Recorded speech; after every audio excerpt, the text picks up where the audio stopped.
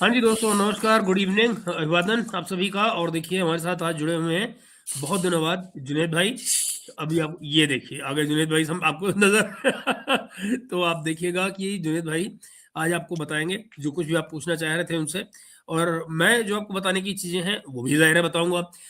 आप जानते हैं कि इस समय पे जो ये सारा ईरान वाली लड़ाई चल रही है उसको लेकर जो इकोनॉमिक इम्पैक्ट आ रहा है, स्पेशली जो गल्फ कंट्रीज के ऊपर जो इकोनॉमिक इम्पैक्ट आया है, राम राम चंदन भाई। तो जो गल्फ कंट्रीज पे इकोनॉमिक इम्पैक्ट आया है उस पर बड़ा गंभीरता से चर्चा की जरूरत है। तो मुझे लगा ब्रीफली उस पर बात की ले जाए, लेकिन साथ ही ध्यान ये भी रखिएगा कि इसका इम्पैक्ट खुद अमेरिका पे भी आ रहा है। अमेरिका भी इसके प्रभाव से बचा हुआ नहीं है। ये कहना गलत होगा कि वो सिर्फ मार्कोटाई में ही लगा हुआ है, तो ऐसा कुछ नहीं है। Very good evening. चलिए, तो देखो दोस्तों, है क्या ये जो आज का वीडियो है, जुनेद भाई जो बताएंगे वो बताएंगे, मुझे खुद भी नहीं बताओ क्या कुछ बताएंगे आपको। लेकिन ये दरअसल पूरी दुनिया की जो अर्थव्यवस्था है उसका एक छोटा सा पोस्टमार्टम करने की कोशिश कर रहे हैं हम लोग। डोनाल्ड ट्रंप ने ईरान पर जो जंग छेड़ी है उसने खाड़ी के देशों को भी मैदान जंग में धकेल दिया है। तेल की कीमतें $100 के आसपास मंडरा रही हैं इस समय पे। लास्ट हर्ड जब मैंने आज दोपहर को देखा था 92 के करीब जा रहा था। और रिपोर्ट्स ये कह रही हैं कि जो खाड़ी के देश हैं वो $2 ट्रिलियन तक के अपने इन्वेस्टमेंट वाशिंगटन को अल्टीमेटम दे रहे हैं कि भैया हम नहीं करेंगे इन्वेस्टमेंट। ये इन्वेस्टमेंट जो हमने वादा किया था इस लड़ाई के चक्कर में, हमारा जो नुकसान हो गया है उसको पूरा करने के चक्कर में अब ये 2 ट्रिलियन की इन्वेस्टमेंट कटिंग पोस्टपोन हो रही है। तो सोचिए दोस्तों, एक तरफ आप देख रहे हैं मिसाइलें और ड्रोन, दूसरी तरफ है डॉलर, तेल और ब्रांड मार्केट। इस वीडियो में आज हम बात करेंगे कि जो डोनाल्ड ट्रंप बनाम ईरान की जो जंग है, दरअसल आपकी जेब, भारत की इकोनॉमी और पूरे ग्लोबल फाइनेंशियल सिस्टम के साथ में ये कर क्या रही है। बातचीत होगी 3 लेयर में। एक, खाड़ी देशों का जो $2 ट्रिलियन की धमकीनामा है ये क्या है, कितना रियल है। दूसरा, 90 से 100 डॉलर का जो तेल होने जा रहा है, या हो रहा है बल्कि, जॉब मार्केट, हम्म, बढ़ती महंगाई, ये सारे का सारा जो स्टैग्फ्लेशन का जो खतरा है वो क्या है। और तीसरा, सबसे इंपॉर्टेंट, भारत पर इसका क्या प्रभाव पड़ेगा, पेट्रोल डीजल से लेकर रुपए पर, आरबीआई पर और नौकरियों पर। अगर आप ये सब समझना चाहते हैं तो आज बने रहिए हमारे साथ अगले 45 मिनट, क्योंकि हमारा टारगेट ये है कि हम 45 मिनट आपके साथ रहेंगे कम से कम। बैकड्रॉप क्या है, ट्रंप की जंग, ईरान का मैदान, खाड़ी देशों में फंसी हुई, ये तमाम जो चर्चा है उस पर चलेगी। तो बैकड्रॉप सेट कर लेते हैं। अमेरिका के प्रेसिडेंट डोनाल्ड ट्रंप और इसराइल ने मिलकर ईरान के खिलाफ फुल स्केल मिलिट्री कैंपेन शुरू कर रखा है। एयर स्ट्राइक्स हो रही हैं, मिसाइल चल रही हैं, साइबर अटैक हो रहे हैं, सब चल रहा है। ईरान भी चुप नहीं बैठा है, जवाबी हमले किए हैं। रिपोर्ट्स के मुताबिक अमेरिकी बेसिस, खाड़ी का तेल, गैस इंफ्रास्ट्रक्चर, इस इन सब पर, और स्ट्रेट ऑफ हार्मुज उसका क्या कहना, दुनिया का सबसे बड़ा तेल जहां से निकलता है करीब 20%, वहां पर भी सब कार्रवाइयां चल रही हैं। एक इंपॉर्टेंट पॉइंट, ये सीधे सीधे ईरान बनाम अमेरिका की जंग नहीं है। ये जंग सऊदी अरब, यूएई, कतर, कुवैत जैसे खाड़ी देशों की सरजमीन पर खेली जा रही है। उनके पोर्ट, उनकी रिफाइनरीज, उनके एयरपोर्ट, यहां तक कि उनके डिसैलिनेशन प्लांट्स पर भी खतरे मंडरा रहे हैं। तो इससे पहले कि मैं और आगे बढ़ूं, चूंकि जुनेद भाई बहुत दिनों बाद आए हैं, तो पहले इनका स्वागत करते हैं और फिर जुनेद भाई की बात सुनते हैं कि वो इस बारे में अपनी ओपनिंग रिमार्क्स क्या देना चाहेंगे। जुनेद भाई, वेलकम। जुनेद भाई, जी महेश जी, धन्यवाद आप। आपका स्वागत करने के लिए। और बहुत सारे लोगों ने आवाज आ रही है मेरी? जी जी, आ रही है, बिल्कुल बहुत बढ़िया आ रही है। आवाज आ रही है? बहुत बढ़िया आ रही है, बहुत बढ़िया आ रही है। हाँ, बहुत सारे लोगों ने राम राम किया सभी।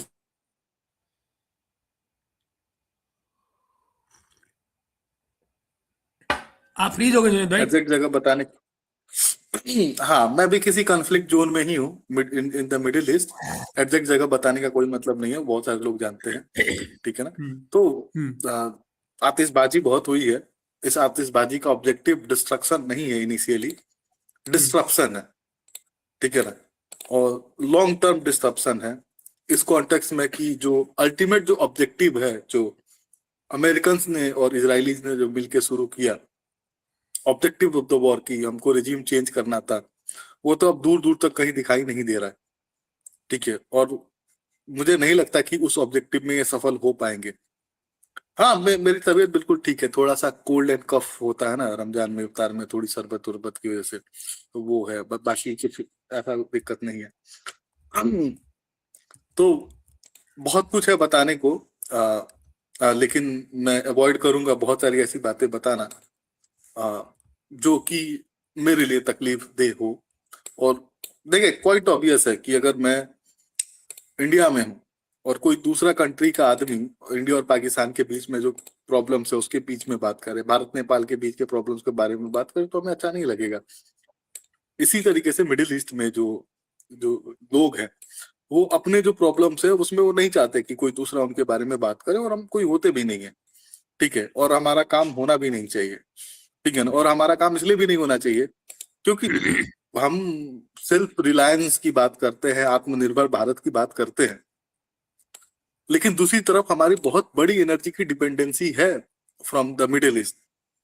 ठीक है ना, उसको हम डाइवर्सिफाई करते हैं फ्रॉम रसिया, अभी वेनेजुएला से कर रहे थे, अफ्रीका में भी कुछ गुएना और इधर उधर से आउटसोर्स कर रहे हैं, कुछ हमारा इंटरनल भी हम कोशिश कर रहे हैं कि दो तरीके निकल रहे हैं।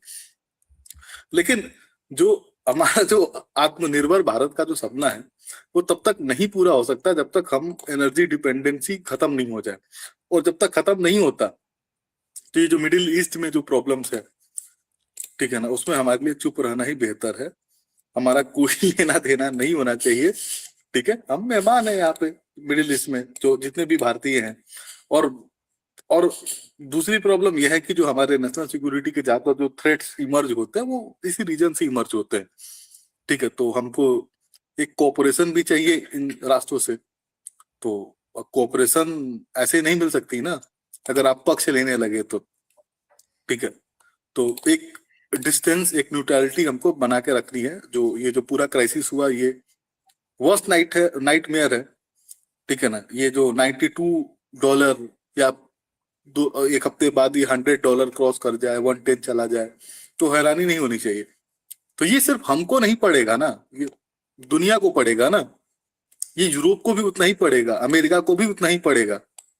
और ये जो अभी रिसेंटली जो अमेरिकन की जो वेबर की बातें आने लगी है कि आप रशियन ऑयल ले लो, जिसको वेबर को लोग बड़े क्लेवरली, बड़ी होशियारी से बोलते हैं कि अमेरिकन ने हमें परमिशन दिया। परमिशन नहीं है, वेबर और परमिशन में अंतर होता है।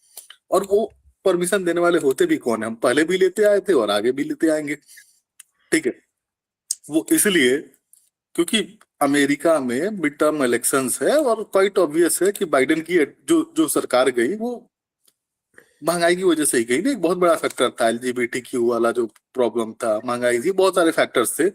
बैंक्स दिवाली घोषित हो रहे थे, बहुत सारे बैंक्स बंद हो गए थे, उस चक्कर में सरकार चली गई थी। तो ये जो ऑयल क्राइसिस जो ग्लोबली इमर्ज हो रहा है, इसका खामियाजा अमेरिका की जनता भी भुगतेगी, यूरोप की जनता भी भुगतेगी। और ऐसे में अगर इंडिया भी उसी डायरेक्शन में, उन्हीं सोर्सेज के थ्रू तरफ चल पड़े जिस तरफ दुनिया जा रही है, तो ग्लोबल ऑयल का क्या होगा? ठीक है, तो जैसे यूक्रेन वॉर के बाद से भारत को अमेरिकन ने बोला था कि भाई ले लो इंडिया से, और सिर्फ लो ना, यूरोप को बेचो भी। तो दोबारा वही बात हमें इनडायरेक्टली कहने की कोशिश की जा रही है। ठीक है, क्योंकि अगर, और हम सबको याद है एस जयशंकर ने वो स्टेटमेंट दिया था बड़ा फेमस कि दुनिया को भारत को थैंक यू करना चाहिए कि हमारी वजह से ऑयल प्राइसेस बढ़ी नहीं। तो दोबारा हम उस रोल को अदा करने के लिए तैयार हैं। भले हमारे पास तेल ना हो, लेकिन हम ग्लोबल एक्सपोर्टर बनने को तैयार है ऑयल की जो क्राइसिस जो इमर्ज हुई है। ठीक है, और हमारी डिपेंडेंसी है, उसका हम कुछ ना कुछ रास्ता निकालेंगे। हमारे एक्सपोर्ट को बड़ा हिट आएगा, क्योंकि एक बड़ा अच्छा जो लो हैंगिंग फ्रूट्स है बोल सकते हैं हमारे लिए एक्सपोर्ट का, और specially during the month of Ramzan, middle east में जो हमारे फ्रूट्स हैं, वेजिटेबल्स हैं। ठीक है, और क्योंकि मिडिल ईस्ट में कुछ होता नहीं है, मिल्क बेस्ड प्रोडक्ट है, या इवन मिल्क है, नॉन वेज है, चिकन है, फिश है। ठीक है ना, उसका बहुत बड़ा इंपोर्टर है मिडिल ईस्ट। जो फ्रेश फूड है, आइटम्स है, वो जो जिसकी सेल्फ लाइफ 2 दिन 3 दिन की है, वो बड़े आसानी से पहुंच जाती है वाया एयर फ्रेट, और सी फ्रेट से भी पहुंच जाती है, 3 दिन 4 दिन लगते हैं। ठीक है, तो उसमें हमको बहुत बड़ा हिट आएगा, और उसका कोई अल्टरनेटिव नहीं है। और मिडिल ईस्ट में भी ये मैंने ऑब्जर्व किया कि जो यहाँ पे जो पुलिस जो है, जो डिपार्टमेंटल स्टोर में जाके चेक कर रहे हैं कि क्या आइटम कितने का मिल रहा है। ये मैंने ओके। पर्सनली ऑब्जर्व किया कि, और इवन वो पूछ रहे हैं कि आप प्याज कहाँ से खरीद रहे हो, आपको कितने का पड़ रहा है, उनकी इनवॉइसेस चेक करा तो प्राइसेस बढ़े हैं। और क्वाइट ऑब्वियस है। और अभी जो रिसेंटली जो हुआ है, जो oil crisis, oil oil refineries पे तो अटैक कर ही रहे थे ईरानियंस, उसके अलावा जो वाटर सैनिटेशन जो प्लांट्स है उस पे अटैक करना इन्होंने शुरू कर दिया है। और खबरें तो अच्छा, कर मेरे दिया पास है? कंफर्म नहीं है, करने की कोशिश कर रहे हैं, मेरे पास कंफर्म खबर नहीं है। ओ, लेकिन दुबई में वाटर क्राइसिस की खबरें आ रही हैं, मुझे नहीं पता अरे कितना बाप रे। सच है कितना झूठ है। हम्म। तो हम्म। इसलिए मैं इसको अभी रूमर्स की कैटेगरी में ही मानूंगा। सही। हाँ, बिल्कुल। ठीक है। तो ये एक बहुत बड़ा प्रॉब्लम होगा, अगर मिडिल ईस्ट में वाटर क्राइसिस अगर हो जाता है तो एक बहुत बड़ा क्राइसिस होगा। और पता नहीं क्या बनेगा इस पूरे प्रॉब्लम में। लेकिन हाँ, जो जो ईरान जिस लड़ाई को 6 महीने खींच सकता था, साल भर खींच सकता था, जो उसने रिसेंटली जो किया है कि सब पे अटैक कर दिया, इवन ओमान पे अटैक कर दिया, ये लड़ाई 3 महीने तक लेके आ गए, 6 महीने तक लेके आ गए, साल भर की लड़ाई उन्होंने टाइमलाइन थोड़ी सी कम कर दी है। ठीक है। तो ऐसा मुझे लगता है, हो सकता है मैं गलत हूँ, ये वक्त ही बताएगा। वॉर टाइम में स्पेकुलेशन सबसे बड़ी बेवकूफी की बात होती है। ठीक बात है। ठीक है। ठीक बात वॉर टाइम में स्पेकुलेशन नहीं की जा सकती कि कौन सा आदमी कौन से डिसीजंस कैसे लेता है। ठीक है, लीडरशिप और बहुत सी चीजें मायने रखती है, किसके पास क्या एज है, क्या इंफॉर्मेशन है, बहुत सारे फैक्टर्स होते हैं जो डिफाइनिंग मूवमेंट होते हैं किसी भी वॉर में। हम यूक्रेन वॉर समझ रहे थे ना, 3 दिन का खेल है। है। बिल्कुल। वो 3 साल हो गए, और आगे 3 साल और भी हो जाएंगे, आपको पता नहीं चलेगा। तो बिल्कुल ऐसे ही है, ये जो शुरू हुआ है हमें आइडिया नहीं है कब खत्म होगा। और हो सकता है बहुत जल्दी खत्म भी हो जाए, ये भी कोई कोई प्रिडिक्ट नहीं कर सकता। हो सकता है कि जो ईरान के बारे में जो हमारा असेसमेंट है कि 1 लाख उनके पास रॉकेट्स हैं, वो मिसाइल। पता चले वो 1 लाख ना हो, 10,000 ही हो। ये भी हो सकता है कि वो 1 लाख ना हो, 5 लाख हो, ये भी हो सकता है। ठीक है। तो ये तो कई चीजें हैं जो वक्त बताएगा, बेहतर बताएगा।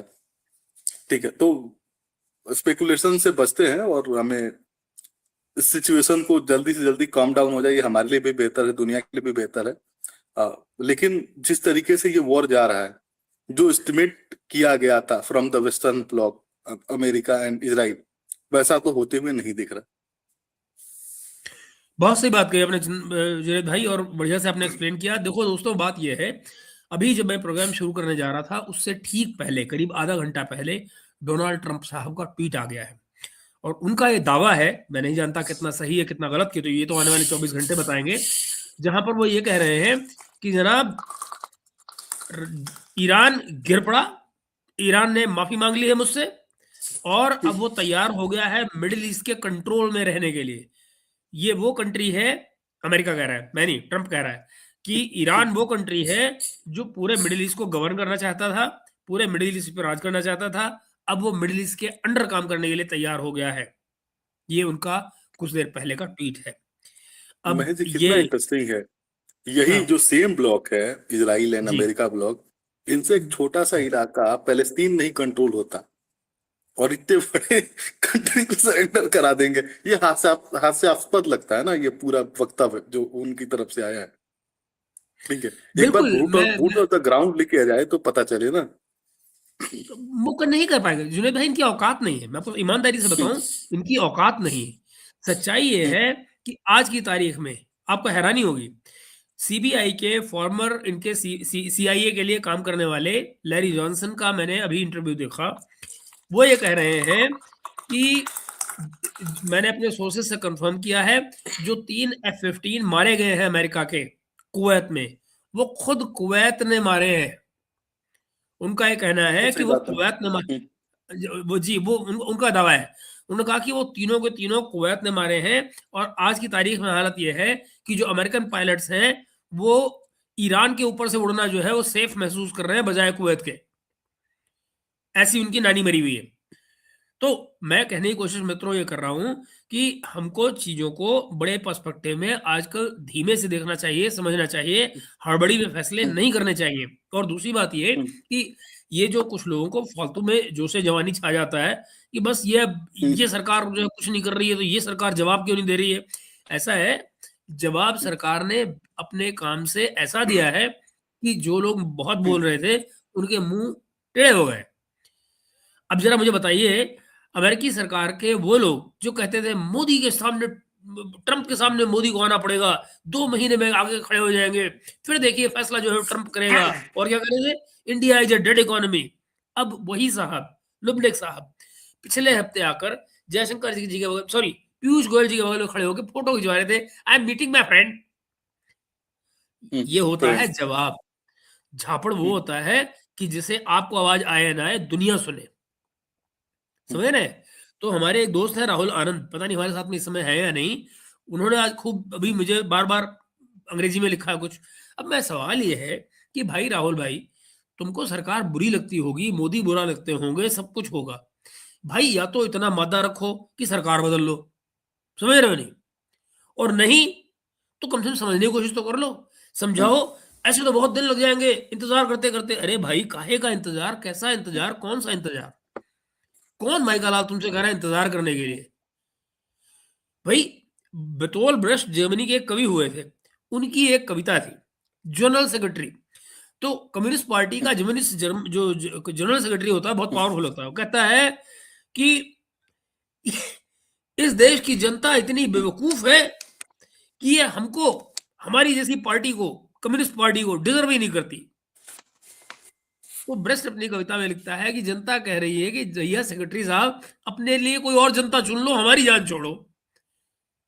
आप बात समझ रहे हैं तो भाई, भाई समझिए इस बात को कि ये कहने से कोई फायदा नहीं कि भैया मोदी कुछ नहीं करता, मोदी चुप रहता है, मोदी, अरे मोदी काम भी करता है। और अभी फिनलैंड का प्रेसिडेंट जो है वो आपके देश में आया हुआ है, और वो क्या कह रहा है, वो कह रहा है कि भाई एक ऐसा आदमी है, इसने 25 साल से एक दिन की छुट्टी नहीं ली।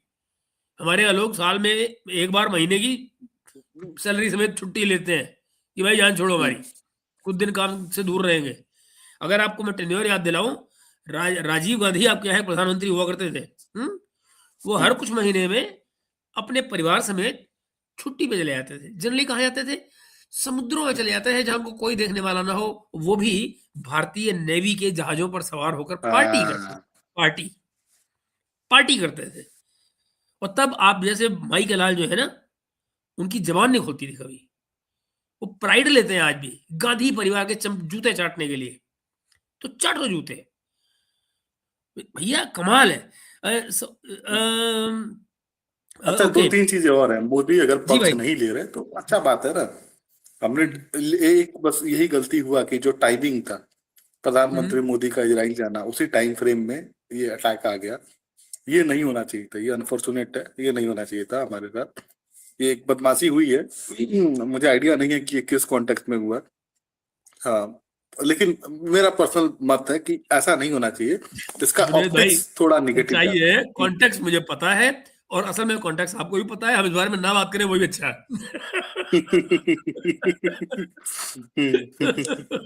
तो अच्छा, मैं एक चीज और देखा, ये जो अटैक इन्होंने किया, खमेनी को मारा, हाँ वहां पे बहुत सारी बच्चियां स्कूल की मारी गई, जो अनफॉर्चुनेट था, जो जुनेद, आज इवेंचुअल मैंने एक शॉट कैजुअलिटी डाला हुई। है, जुनेद भाई आज मैंने एक शॉट डाला है, सीएनएन ने उस पर ग्राउंड रिपोर्ट की है, और ग्राउंड रिपोर्ट से उन्होंने कहा है कि भाई किसी को अगर ये शक हो कि इसराइल ने मारा है, कतई नहीं।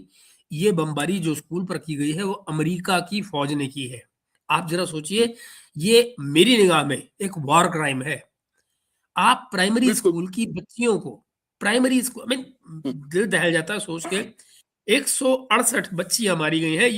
ये मित्रों ऑफिशियल फिगर है जो आ रही है।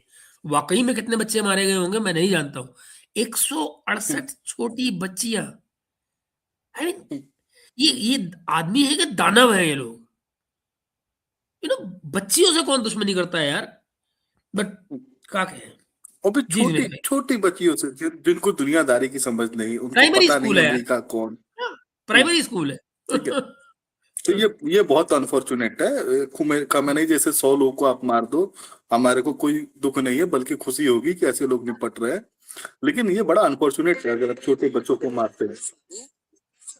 बिल्कुल बिल्कुल ऐसे ही है। तो अ, ऐसा नहीं होना चाहिए। और उससे भी दिक्कत की बात क्या है कि जो हमारे यहाँ जो कुछ लोग हैं ना, वो बेवजह सेलिब्रेट करते हैं ऑन बिहाफ ऑफ। कुछ लोग इसराइल के बिहाफ पे सेलिब्रेट करते हैं, कुछ लोग ईरान के बिहाफ पे, जो हमारा काम ही नहीं है, हमको करना ही नहीं चाहिए।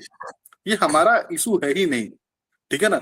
मैं दिन में भी महजी से बात कर रहा था तो ये बता रहा था कि जब कोई भी हम और आप कभी किसी मुसलमान से मिलते हैं, या मैं भी एज ए मुस्लिम किसी व्यक्ति से मिलता हूँ, मेरे बहुत सारे सिया दोस्त रहे, तो मेरे मन में कभी सिया सुन्नी का नहीं आता कि ये सिया है या सुन्नी है। लेकिन दुनिया ऐसी नहीं है, नहीं। ठीक है ना। और स्पेशली मिडिल ईस्ट ऐसा नहीं है, ठीक है ना। हम्म यहाँ पे हर हम्म, चीज देखा जाता है। आप बिल्कुल। कैसे वजू बनाते हैं वो चेक करते हैं, कैसे सजदे में जाते हैं वो चेक करते हैं, क्या नमाज दोनों में पढ़ने फर्क का होता है तरीका लोग ऑब्जर्व। हाँ बिल्कुल, जुनैद, दोनों में? अच्छा। बहुत फर्क होता है, ठीक है ना। जितने वजू करने फिरके में भी फर्क उतने होता है? वजू करने का तरीका, आप कैसे हाथ धो रहे हैं, पहले हाथ धो रहे हैं कि चेहरा धो रहे हैं, बहुत बहुत अंतर होता है। आप उससे पता चलता है कि आप कौन से एरिया से सेक्स आते है। हो। हाँ, ठीक है ना। आप कौन से हम्म, एरिया से आते हैं, आप सीरियन हो, लेबनीज हो, बहुत कुछ ओके। पता चलता है। आप किस तरीके से नमाज पढ़ रहे हो, ठीक है ना। आप सिया हो, सुन्नी हो, एलोवाइट्स हो, क्या हो। और हम्म, इन सब चीजों को लेके with in the middle east बहुत सारा डिस्क्रिमिनेशन है। जब आप किसी इजिप्शियन से मिलोगे तो वो बताएगा कि वो असली अरब तो वही है, ठीक है। और काम कर रहा होगा किसी इमराती के यहाँ, चपरासी लगा होगा घर पे गाड़ी, ठीक है। लेकिन ये एक प्रॉब्लम है मिडिल ईस्ट में, ठीक है ना। और सिया हिकारत की नजर से देखे जाते हैं, और सिया भी हिकारत की नजर से दूसरों को देखते हैं, ठीक है ना। तो हम्म, ये एक तल्ख रियलिटी है। और जब हम्म, आपको ये प्रॉब्लम का पता नहीं है, तो इसमें हम्म, आप जजमेंटल कैसे हो सकते हैं, कौन गलत हम्म, कौन सही है।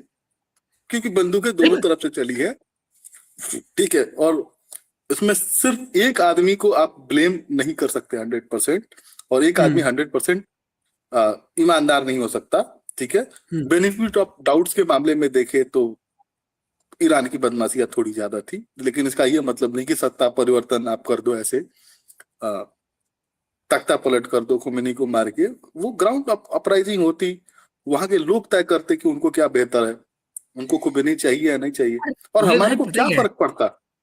नहीं जुनैद भाई, मुझे तो फर्क यूं पड़ता है कि देखो मेरी बात सुनो। देखो लॉन्ग रन की बात करो, मैं नहीं जानता कि इसराइल से देखो हमारे संबंध बहुत अच्छे हैं, और इसीलिए मैं बार बार घबराता हूँ इस सब्जेक्ट पर बात करने से, क्योंकि इस बात को गलत समझा जा सकता है। सच्चाई यह है, क्या है कि मैं भी ये चाहता हूँ कि भाई मुझे कोई फर्क नहीं पड़ता है अगर मान लीजिए इसराइल आके कब्जा कर ले, इसराइल खुद गवर्न करने लग जाए ईरान को मेरी भला से। भाई हमारे लिए, हमारा पड़ोस में हमारा दोस्त हो जाएगा एक, ठीक। पाकिस्तानी जरा अकल से रहेंगे, सीधे रहेंगे। हमारी जो मेन समस्या है, बात सही समझ में आती है। बात ये है कि यार ये करना कि आप वहां पे ग्राउंड पे लोगों को छोड़ दो, आपने इंटेलिजेंस गैदर कर ली, आपने एक दिन में उनके 40 लोग मार दिए, पूरी लीडरशिप घायल घायल कर दी। हुआ क्या? आपने उस जनता को, जो दरअसल उस सरकार के खिलाफ थी, और इन सारी जो मुल्ला ब्रिगेड जो वहां राज कर रही थी उनके खिलाफ थी, महंगाई से खिलाफ थी, इकोनॉमी के खिलाफ थी। आप ये देखिए, एक दिन में आपने उस सारी की सारी जनता को इकट्ठा कर दिया। वो सब के सब एक हाँ, ईरानी झंडे बच्चियों, के नीचे आ गए। आप बच्चियों को मारेंगे तो क्या होगा। बिल्कुल। अगर उसका रिपोर्शन नहीं आएगा, इंटरनेशनल मीडिया भले रिपोर्ट ना करे, लेकिन जिसका बच्चा जाता है उसको समझ में आता है ना उसका क्या गया। जुनैद भाई स्टालिन का कब एक तक? बड़ा इंटरेस्टिंग वाकया है। स्टालिन ने हाँ, बड़ा एक इंटरेस्टिंग स्टेटमेंट दिया था।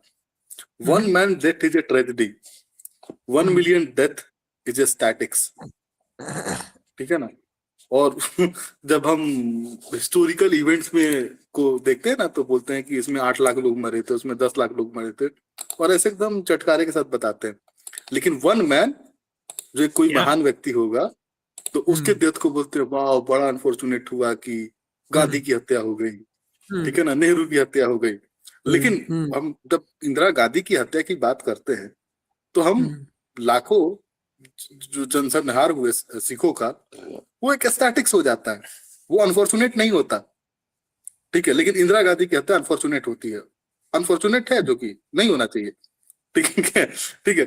राजीव गांधी की हत्या अनफॉर्चुनेट है, नहीं होना चाहिए, लेकिन साथ में जो तमिल्स के साथ हुआ, जो सिविल वॉर हुआ और पीछे बेचारे, तो वो एक स्टैटिक्स क्यों बन के रह जाती है? ये अनफॉर्चुनेट रियलिटी है दुनिया की। बिल्कुल, बिल्कुल। ये बिल्कुल ठीक बात है। देखिए, ये भारत के पक्ष में ये बात कभी नहीं ठीक मानी जा सकती कि जो श्रीलंका में एलटीटीई को जिस तरह से बनाया गया, सपोर्ट किया गया, वो सब कुछ अच्छी चीज़ तो नहीं थी। इसके अलावा जो बात जुनैद भाई ने कही कि भई ये लोग किसी की भी मौत होती है, पूरा एक परिवार पीछे होता है, उसकी पूरी दुनिया होती है। आप ज़रा सोचिए उन 2 लोगों का जो आईएसकेपी में लड़ने गए होंगे, यानी आईएसकेपी में जो लोग गए, जिनकी वहां जान गई, अल्टीमेटली मुझे बताइए भारत का उसमें क्या लेना देना था? भारत के लिए आईएसकेपी में भारत के लिए जाकर वहां जान देने वाले लोग, नक्शा समझ में आता नहीं, लोकेशन पता नहीं, लोकल आदमी के भरोसे आप वहां लड़ाई कर रहे हैं। आप जरा सोचिए उन वो जो जाने हमने खोई, और बहुत सारी खोई, बहुत सारी खोई। वहां जो लैंड माइन्स फटी हैं, बेहद जाने खोई हमने। सवाल ये है कि अगर कोई जवाब मांगे कि ये हमने जाने क्यों खोई, हमारे लोग वहां क्यों मारे गए, तो उसका जवाब कुछ भी नहीं। आप देशभक्ति के नाम पे सारी चीज को डुबो दीजिए। फैसले सरकार करती है, जाने इंसान दे रहे होते हैं जिनका इससे कोई लेना देना नहीं होता, उन फैसलों को करने में भी। और ना, देखिए आज मैंने एक शॉट डाला है दोस्तों, एक शॉट डाला है एक महिला का, एक आदमी का। पाकिस्तान, वो अमेरिका के फौजी हैं, दोनों के दोनों गोरे हैं, बाय द वे, गोरे हैं, है ना? कोई कोई समझे कि नहीं काले वाले हैं। उनका कसूर क्या है? उन्होंने मना कर दिया उसको, इजराइल को हथियार डिलीवर करने से। उन्होंने कहा जी हम नहीं करेंगे। उसने कहा मैं अमेरिकन हूं, मेरी पत्नी फलस्तीनियन है, मेरे हाथ से नहीं हो सकता ये, मैं नहीं कर पाऊंगा, आप लोग दया करो, छोड़ो मुझे। आप यकीन नहीं करेंगे, आप शॉर्ट देख लीजिएगा, उसको अरेस्ट कर लिया आगे गया। ले गए थे। हाँ। जब उसको अरेस्ट कर लिया, पब्लिकली अरेस्ट किया उसको, बाकायदा अरेस्ट किया है। वुमेन ऑफिसर है, उसको उठा अरेस्ट कर लिया है। वुमेन ऑफिसर है, वो कह रही है कि अमेरिकन जागो, ये जो करप्ट पॉलिटिशियन है, ये तुम्हारी ऐसी तैसी करने पर तुले हुए हैं। और ये बात सच है, ये बात सच है।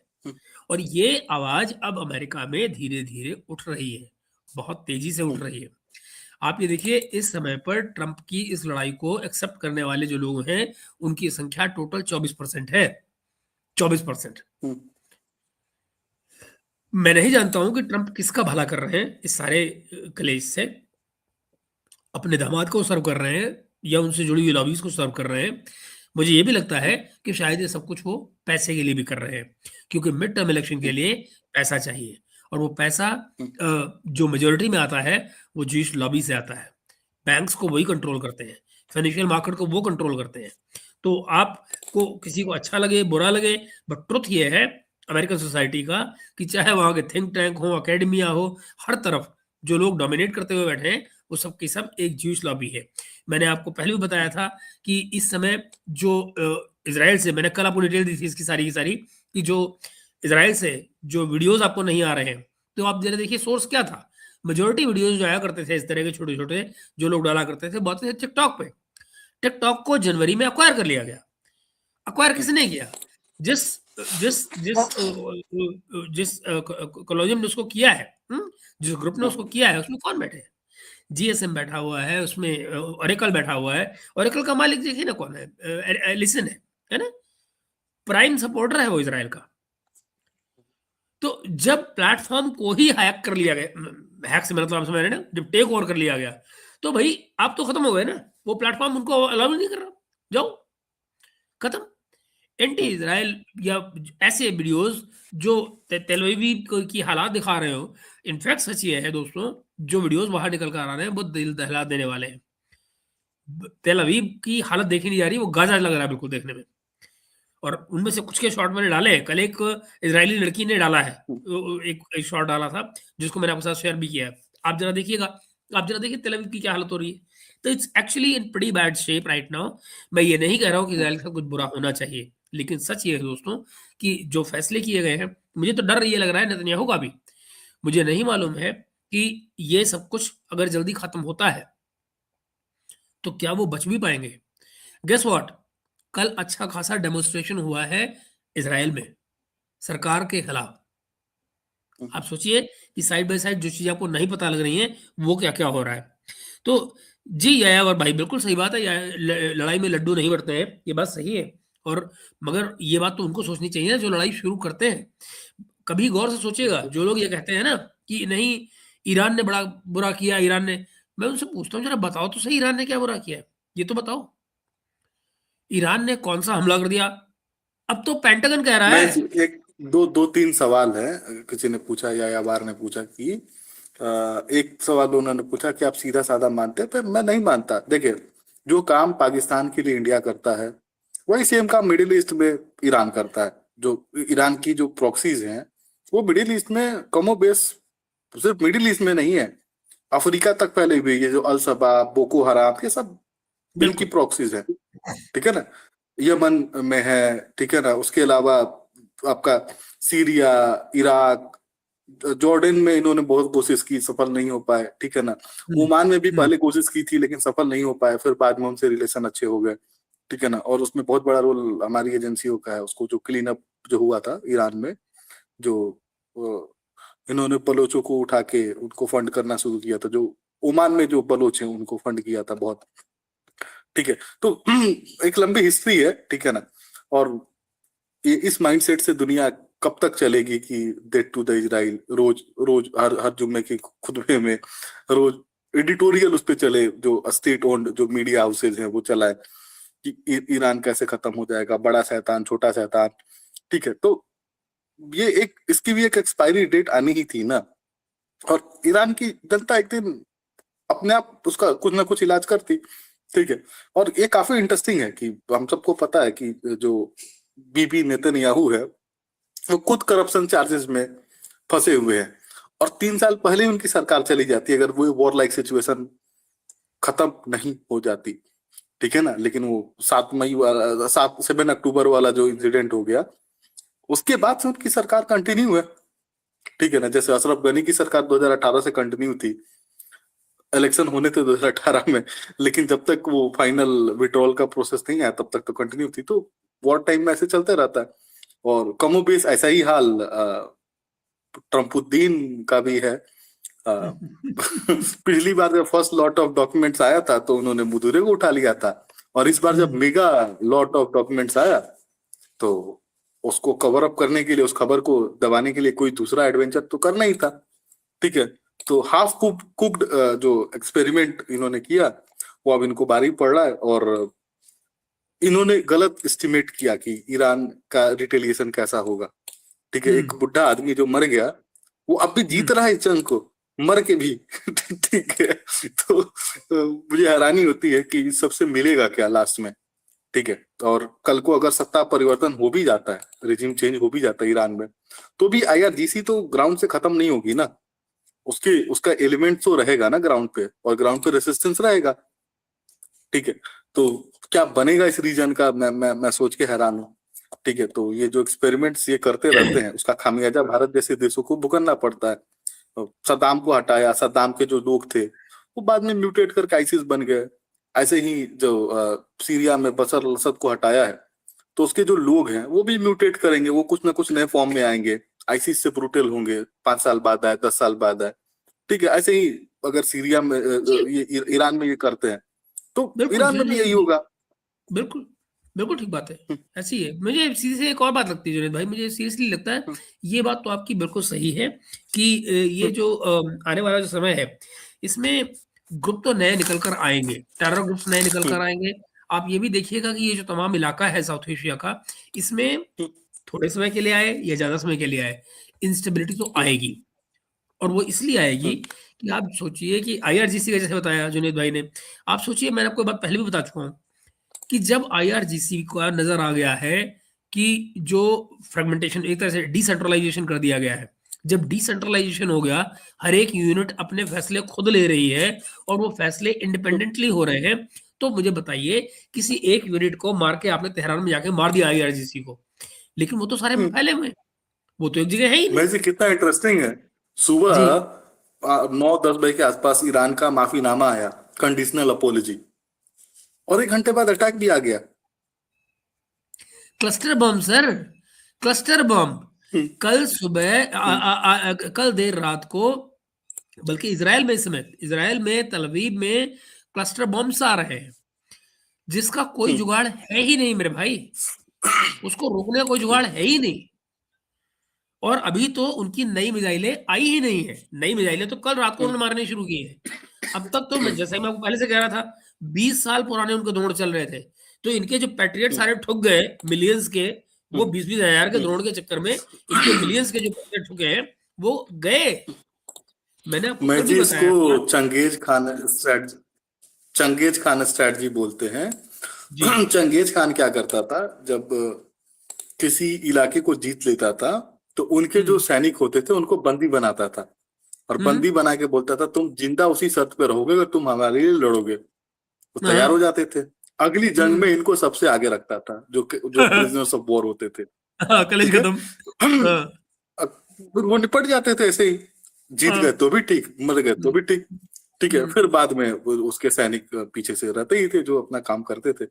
तो हम्म। ये बिल्कुल चंगेज खान वाली स्ट्रेटजी है। और आप देखिए कितना इंटरेस्टिंग है, सुबह इनका माफीनामा आया और 1 घंटे में दुबई एयरपोर्ट पे अटैक आ गया।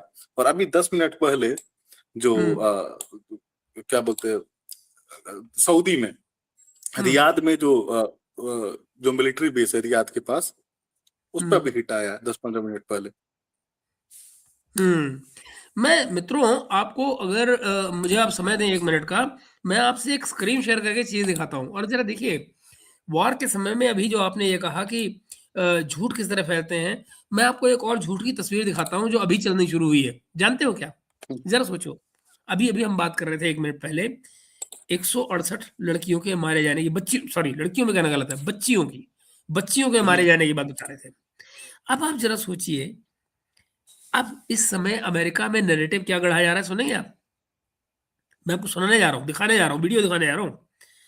वीडियो में क्या बताया जा रहा है आपको? नैरेटिव ये गढ़ा जा रहा है कि जो हमको हमको ईरान में लड़ाई लड़नी चाहिए, अमेरिका को ईरान में लड़ाई लड़नी चाहिए, क्योंकि ये रिजीम बच्चियों को स्कूल नहीं जाने देगी, छोटी बच्चियों को। लो जरा देखिए, मैं आपको दिखाता हूँ मेरे दोस्तों, मतलब ये हालत बसती है। कमाल है लोगों का, पता है, just it's amazing, you know. मुझे बस एक लम्हा दीजिए, मैं आपको दिखाता हूँ कि आप भी क्या याद करेंगे कि जरा देखें। ये, हाँ, आई गेस आ गई होगी लिमिट, नहीं, हाँ आ गई है। लीजिए, मैं आपके लिए जरा चलाता हूँ इसको, add to the stage, and then लीजिए मैं चलाता हूँ। You know, in America, women are allowed to dress, go to school, work, and marry whoever they like. Iran used to be like this too before they were taken over by radical Islamists in 1979. This is them post 1979. You know, in America, women are allowed to dress, go to school, work, and marry whoever they like. Iran used to be like this too before they were taken over by radical Islamists in 1979. This is them post 1979. You know, in America, women. मैं पता नहीं कितने लोगों को idea है, middle east में जो सबसे हाईएस्ट नंबर ऑफ जो पीएचडी होल्डर्स हैं वो ईरान में है। और मिडिल आप ईस्ट में बिल्कुल कह रहे सबसे हैं Dinesh highest number of educated जो विमेन्स हैं वो ईरान से ही निकलती है। ईरान से जितना हाई लेवल का जो पीएचडी निकलता है ना, 10,000 ज्यादा ही निकलता है, मुझे एक बार चेक करना पड़ेगा स्टैटिक्स। इंडिया से ज्यादा पीएचडी होल्डर्स हैं ईरान में। ठीक यार, है। मुझे समझ और नहीं ये आता है जो कि आया भाई, आपकी बातें जो है ना मेरी समझ में नहीं आती। मुझे एक बात बताइए, ये कहना कि वॉर में डिसइंफॉर्मेशन जो है वो एक सामान्य कार्य पद्धति है, जी मैं जानता हूं, पर क्या इससे वो सही हो जाती है? कोई बात की जाती है, इसके मायने क्या ये होते हैं कि वो सही होती है? तो क्या मैं मैं जी गलत को जो गलत भी ना सब कहूं? सेंचुरी का जो सबसे बड़ा डिसइंफॉर्मेशन था कि weapon of mass destruction in Iran, हाँ। क्या वो आज तक हाँ। मिला क्या? और उसके बाद से बना क्या ईरान का, सॉरी इराक का? नहीं जुनेद, सवाल ये नहीं है कि क्या बना, सवाल ये कि आपने उस चक्कर में उस क्षेत्र का जो कुछ किया। आप जरा सुनिए तो सही, मतलब जो जनरल वेस्ले जो बात बोलते हैं कि भाई 1990, मैं जब वहां पे 2000, हाँ 1990 में कहते, मैं जब वहां गया हूँ अपने ऑफिस में, तो मुझे अचानक बताया, सिक्योरिटी ऑफिस में बुलाया गया और बताया गया कि भाई अगले अगले 10 साल में, सॉरी अगले 7 साल में हमको, अगले 5 साल में 7 लड़ाइयां जीतनी है। 5 लोग फारिग, 7 कंट्रीज को फारिग करना है, तो उसमें से 6 हो चुके थे। आखिरी मुल्क जो उस लाइन में था वो ईरान था, जहां पर ये अब कलेश चल रहा है। तो मित्रों ऐसा है कि जिन बातों को हम बड़ा सिंप्लीफाई करके चीजों को देखने की कोशिश करते हैं, दरअसल वो इतनी सिंपल होती नहीं है। उनके पीछे एक लंबी चौड़ी स्ट्रेटजी चल रही होती है, सालों पुरानी। उनके अपने उद्देश्य होते हैं। तो यूं जस्टिफिकेशन, पता है मित्रों, मेरी बात सुनिए, मैं इस बात को बड़े घटिया तरीके से कहता हूं, ये जो लोग हर बात को जस्टिफाई करने के लिए तैयार रहते हैं, जस्टिफिकेशन करने वाले तो भाई रेप को भी जस्टिफाई कर देते हैं। वो तो वहां भी कहते हैं, ओ लड़की ने कपड़े ऐसे पहने थे, रात को इतनी देर से क्यों गई, ओह बस में क्यों ट्रेवल कर रही थी, गाड़ी में क्यों नहीं जा रही थी, टैक्सी में क्यों गई, ओयो से 50 तरह के आपको बहाने मिल जाएंगे। It is वैसे आपको only याद है वो आसाराम बापू ने एक दफा दिल्ली एक विक्टिम के बारे में कहा था कि लड़की की गलती है, अगर जिन लोगों ने रेप किया उनका पैर पकड़ लेती, बोलती कि भैया मैं आपकी बताओ। बहन हूँ, मुझे क्यों रेप हाँ। कर रहे हो, तो शायद रेप, वो बोला कि रेप नहीं होता। ठीक है ना, तो ऐसे जस्टिफिकेशन वाले लोग हैं अनफॉर्चुनेटली। सो ये है जुनैद भाई, आपसे बहुत लोग अपेक्षा ये कर रहे हैं कि आप नेपाल के बारे में कुछ बताएं, नेपाल इलेक्शन के बारे में, इससे पहले कि आपके जाने का वक्त हो तो जाए। देखिए, नेपाल इलेक्शन में सोशल मीडिया का बहुत बड़ा रोल रहा, स्पेशली फेसबुक। और नेपाल में फेसबुक आज भी बहुत पॉपुलर है, ठीक है ना, बांग्लादेश में भी। तो लोगों के परसेप्शन चेंज हुए, पलेंसा को इमर्ज किया गया सोशल मीडिया डिसइंफॉर्मेशन क्रिएट करके कि वो बहुत महान आदमी है, उसको लाए वो लोग, और देखते हैं कि वो क्या ड्रामे करता है। अभी तक तो वो सत्ता आपकी के आवाज बाहर कट रह रही है सकता था, लेकिन जब सत्ता की चाबी उसको मिलेगी तो कुछ दिन आप ड्रामा जी अनटिल अनलेस उसको समझ में आएगा कि भाई भारत के बिना दाल गलेगी नहीं, जब उसको समझ में आएगा वो भी लाइन पे आ जाएगा, जैसे बीजू आ गया। लेकिन एक हिट आया अभी 1 सेकंड पहले, क्या है? एक हिट आया अभी। ओके, आराम से, कोई नहीं। तो चलते रहता। अब आतिशबाजी नॉर्मल हो गई है हमारे यहाँ। सुबह मतलब होली के टाइम पे हम दिवाली देख रहे हैं, कोई बात नहीं, चलते रहता है। हाँ, लेकिन मित्रों आप ये बात समझिए कि ये जो तमाम, खैर मैं आपको जो कहना चाह रहा था वो ये कि इसमें मिडल ईस्ट में भी झटका आया है। आपको शायद पता लग गया होगा कि कतर हुए, बहरीन हुआ, सऊदी अरब और तमाम ये जो 5-7 जो मुल्क हैं बड़े, इन्होंने करीब, जुनैद भाई ना करे, जुनैद भाई ना करे, जुनैद भाई ना करे, मैं इसीलिए आपको नहीं बुलाता हूँ आजकल, क्योंकि आप एक्साइटमेंट में कहीं कुछ ऐसी गड़बड़ कर दोगे, मुश्किल में फंस जाओगे बिना बात में। मैं नहीं चाहता वो।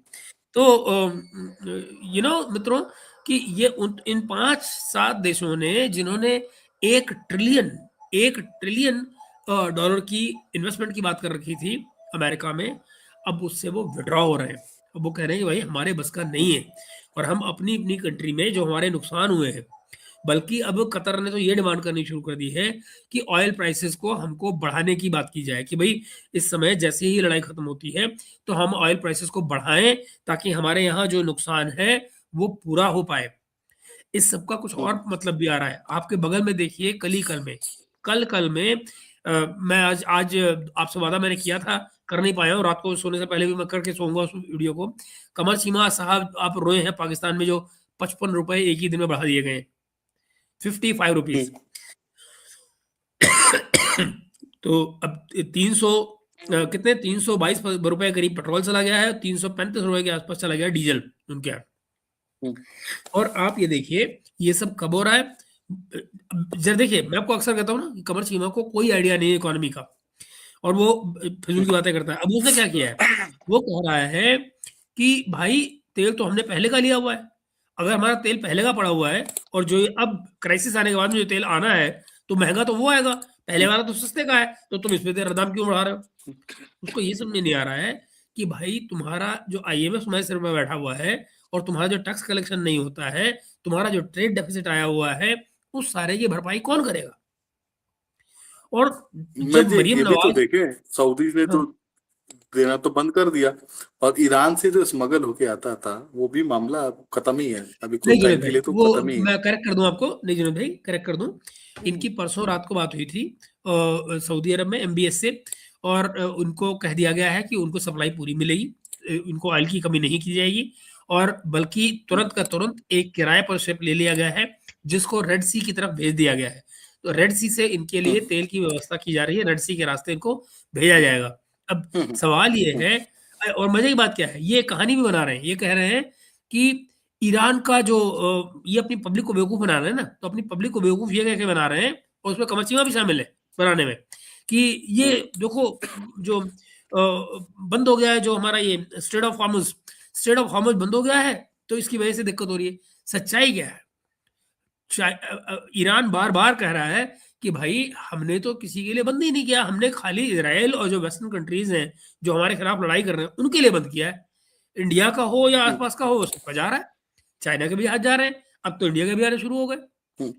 तो मैं कहने की कोशिश ये कर रहा हूँ कि पाकिस्तान को अगर कुछ चीज लेनी थी तो स्ट्रेट ऑफ हॉर्मुज कहाँ बंद हुआ इनके लिए, मगर उनको चूंकि ये कहानी बेचनी है ताकि वो ये पैसे बढ़ाएं, टैक्स वसूलें, क्योंकि टैक्स तो उनको इसी हड्डियों में जिन पे मांस लगा है वो नोचना है ना भाई। बेटी को 11 बिलियन का या 8 बिलियन का वो जहाज उन्होंने खरीद के दे दिया, ठीक है ना, उसके लिए पायलट लिए गए हैं, कितनी $35,000 पर मंथ की सैलरी पर 2 पायलट लिए गए हैं। तो अब आप जरा सोचिए ना कि मतलब ये सारा का सारा खेल भारत तो ईरान से, हाँ वो तो बिल्कुल सही बात है, तेल नहीं ले रहा है, नहीं बिल्कुल ले रहा, सही बात है। हाँ, ये यायावर कह रहे हैं कि ईरान से तेल नहीं ले रहा, तो ये तो वेल नोन है, बहुत पहले से बात है। तो ये मिनिमल है, ना के बराबर है हाँ जो हम ले रहे हैं ना, वो बात है, लेकिन मित्रों एक बात आप जो हम समझ, ले रहे हैं वो पेट्रोलियम बाई प्रोडक्ट है, जो प्लास्टिक और बाकी चीजों में यूज होता है, वो बस उतना एक ही बात है। और जानिए कि ये जो बात बार बार हमको ये कही जा रही है ना कि वो इसका क्या नाम है, वेनेजुएला से आने वाला जो तेल है वो 40 रुपए में आता है। अच्छा मुझे बताओ, ये वो कमर सीमा की शो में वो हमारा साजिद तरार भी बोल के गया है, हम तो $40 में हमारा तेल आ रहा है वहां से, तो हमको तो कोई फर्क ही नहीं पड़ता है, हम तो ये मैनेज कर लेंगे। अगर मैनेज कर लेंगे तो अमेरिका में पिछले 24 घंटे से तेल के लिए मारामारी क्यों मची हुई है? जरा सोचिए, एनर्जी प्राइसेस वहां बढ़ने लग गए। चंदन जी ने बड़ा इंटरेस्टिंग सवाल पूछा है, और ये कितना स्ट्रेंज है, कितना स्ट्रेंज है कि पिछली बार जब अमेरिकन का अटैक आने वाला था ईरान के ऊपर, जो तो उसी टाइम फ्रेम में पाकिस्तानियों ने बदमाशी कर दिया, आपका पहलगाम, और इंडिया पाकिस्तान वॉर क्रिएट हो गया सिचुएशन, और उस चक्कर में अमेरिकन के जो एम्बिशन कुछ और थे वो थोड़ा डिरेल हुआ, आगे पीछे हो गया। लेकिन इस बार जब इनको पता था कि अमेरिकन का अटैक आने वाला है और टाइमिंग सब कुछ पता था, परफेक्ट पिन पॉइंट पे इन्होंने ईरानियंस पे अटैक किया। वो वॉर आउटब्रेक हो उससे 2-3 दिन पहले, और उससे 2-3 ऑब्जेक्टिव फुलफिल होते हैं। पहला ऑब्जेक्टिव तो ये कि इनको पता था कि ईरान का रिटेलिएशन आएगा पाकिस्तान सऊदी पे तो आएगा, उनको पता था, और डिफेंस एग्रीमेंट है तो जाना भी पड़ सकता है। लेकिन क्या हो अगर हम खुद किसी वॉर में उलझे हो, तो हम बोलेंगे भाई हम तो खुद लड़ाई में लगे हुए, हम कैसे आए आपको बचाने, ठीक है, ये बात कही गई है ना, तो इन्होंने बिल्कुल पहली बदमाशी ये। दूसरी बदमाशी, इससे अमेरिकन एंड इजरायलीज के भी हित जुड़े हुए हैं। ये बहुत कॉमन है जब इस तरह के सिविल वॉर जब बहुत ज्यादा इंटेंस हो जाता है। हमने वियतनाम में देखा कि लाओस में वियतनाम की लीडरशिप चली गई थी, जब चाइना में सिविल वॉर हुआ था तो ताइवान में लीडरशिप चली जाती है। तो ये होता है, लीडरशिप इधर से उधर माइग्रेट करते हैं। इवन अफगानिस्तान वॉर के टाइम पे, अफगान वॉर में जो तालिबान की जो बहुत सारी लीडरशिप थी वो पाकिस्तान चली गई थी। तो ये क्वाइट ऑब्वियस था कि अगर ये वॉर इंटेंसिफाई होता है तो जो लीडरशिप है ईरान की वो अफगानिस्तान माइग्रेट ना कर जाए, ठीक है ना। तो उस टाइम से पहले अफगानिस्तान के साथ कुछ ना कुछ बदमाशी करनी जरूरी थी ताकि वो ऑप्शंस भी खत्म हो जाए, ठीक है, ऐसा मुझे लगता है। तो फिलहाल तो खबर ये आ रही है कि मुनीर को समन किया गया कि भाई अपना मटका लेके आओ और बताओ कि तुम आए काहे नहीं। मैं आपको कुछ और भी दिखाता हूँ मित्रों, आप हैरान होंगे, कुछ ऐसी खबरें आपको दिखाने जा रहा हूं मैं, जरा देखिएगा। एक खबर आपको ये दिखाता हूँ, फॉर्मर FBI का ऑफिसर, जरा सोचिए, यानी वो आदमी जो one to one, hand to hand चीजें डील कर रहा है, वो आपको ये बता रहा है कि जब ISIS के लोग, यानी दाइश के लोग, अरे जुनेद भाई क्या कर रहे हो, दाइश के लोग जब इंजर्ड हुए थे तो कहाँ लाए गए थे? इजराइल। इजराइल लाके उनको ट्रीट किया गया और ट्रीट करके उनको वापस बैटलफील्ड में भेजा गया। जरा देखिए, मैं आपको दिखा रहा हूं जो सच्चाई है भैया। ये मैं कह रहा हूँ दुनिया बड़ी कॉम्प्लिकेटेड है, जैसी नजर आती है दरअसल वैसी होती ही नहीं है। आइए मित्रों, मैं दिखाता हूं आपको, आप लीजिए, इसका आनंद लीजिए।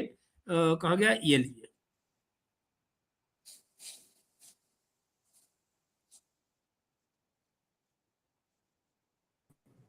They're treated by the Israelis in Israeli hospitals and brought back to battle. When ISIS warriors are injured in battle, where are they transported? They're transported, for heaven's sake, to Israel. They're treated by the Israelis in Israeli hospitals and brought back to battle. We created ISIS. I mean, ISIS is no less than the people up in Islamberg, no less than Gulen, is a CIA creation. John McCain, for heaven's sake, is over there with the ISIS officials. It's our creation. We create them. We still direct them. Plenty of the rebels have acknowledged that they've been supported by Israel, and they've thanked Israel for helping them. In fact, arms are oftentimes caught, Israeli arms are caught on route to the rebel groups. जी मित्रों, आपको मैं इसीलिए कहता हूँ ना कि कभी कभी चलिए मैं आपको एग्जांपल देता हूँ। मैं जब एक दिन कहाँ था, हाँ, जर्मनी, ईस्ट जर्मनी में एक शहर है लाइप्जिग। लाइप्जिग के पास एक गांव में एक एग्जीबिशन लगी थी। वहाँ मैं किसी के साथ गया था एक उस आर्ट एग्जीबिशन को देखने के लिए। बेसिकली पेंटिंग्स की एग्जीबिशन थी। एक सेकंड वर्ल्ड वॉर के वक्त की एक पेंटिंग देखी मैंने वहाँ, वॉल साइज बहुत बड़ी पेंटिंग थी। जानते हैं उसमें एक आदमी दिखाया हुआ था खाली पेंटिंग में, ऑयल पेंटिंग थी, और सामने उसका अखबार लगा हुआ था आंख के आगे। जानते हैं उस पेंटिंग का हेडिंग क्या था? Newspaper reader does not see the world. अखबार पढ़ने वाले को दुनिया नजर ही नहीं आती। उसको सिर्फ अखबार नजर आता है और अखबार में जो लिखा होता है वो नजर आता है। उसकी दुनिया का साइज वही होता है जो अखबार उसको बताता है। वो सही या गलत कुछ भी हो सकता है, वास्तविकता से उसका कोई लेना देना होता ही नहीं। ये मित्रों, अगर ऐसा ना हो तो कल भारत सरकार को, BARC को ये न कहना पड़ता कि भाई आप आने वाले 2 महीने तक TRP रिलीज नहीं करेंगे। ये सिर्फ इसलिए ताकि ये जो लोग कहते हैं ना 10 बजते ही नेतन्याहू ने हमला कर दिया, 9 बजते ही सऊदी अरब ने हमला कर दिया, ये ड्रामेबाजी बंद करने के लिए उन्होंने किया है, ताकि TRP की दौड़ में ये जो बकवास करने लग जाते हैं टीवी चैनल्स, इनको रोका जा सके। मैं जी, अभी आपको पता है recently Saudi, UAE, Iran, Israel और अमेरिका ने एक ज्वाइंट स्टेटमेंट इशू किया है और उन्होंने भारतीय मीडिया से शांति की अपील की है।